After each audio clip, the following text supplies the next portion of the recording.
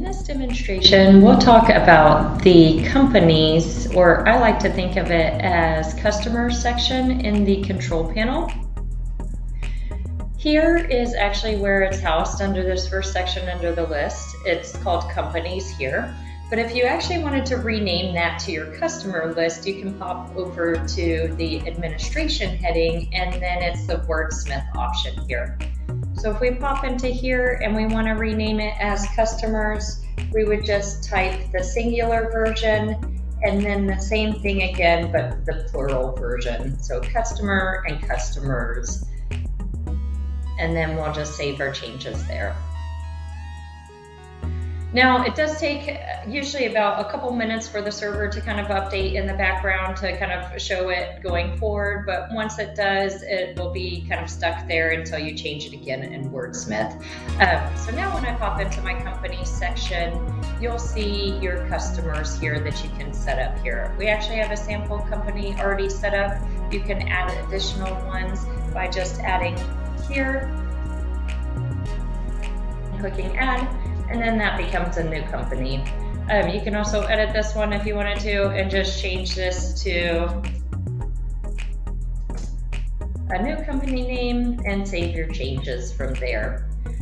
What's great about this section here is that if you have any primary contacts in that section, you can send them an email notification when a form is filled out and their company name is selected from the drop-down. And that can be set up a couple different ways. So, and I'll walk through the process here. So we'll set up a notification here under here, but at first couple steps need to be set up before we could set up the notification. First of all, you need to click edit on your company and add in that email address of who you want it to send to. So in this case, I'm just going to use my own email address so that I can send that over to myself. And now I have a contact in there. So anytime ABC company is set up and I have a notification set up for them, then it would send my email address, in this case, an email. In this case, it would be your contact who would want to receive a copy of that form. And then the next step would be to have a form with that connection of a select field connected to your customer list. So here I'm going to use the JSA as an example. And I want to say that every time that that company is selected in the form, I want to send them a notification. I actually already have a customer field in here, but I do want to walk you through the process of adding a new one. So you'll just click add a field, or click this white drop down, and then you're going to add a field below. And you'll add a select field, and then just type in the customer here, or the title of what you want to call it, customer, client, whatever that is. That will create that. Since we added a field below, we'll want to click edit on that. And then we'll want to click the settings tab. Whoops, this is the old field because our source is grayed out. The one that actually hasn't been saved yet is this one, I apologize. So here we actually have our settings here, and we'll change this to, now you see it actually has been renamed from companies to customers here. And we'll choose that as the select field option as the source.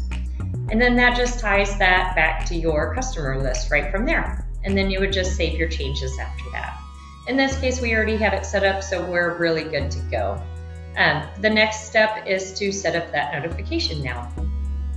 So you'll go back into your control panel, you'll go into your customer list here, and then you'll click on your bell notification here. Now you can see I've got my job safety analysis here, and I can click turn on.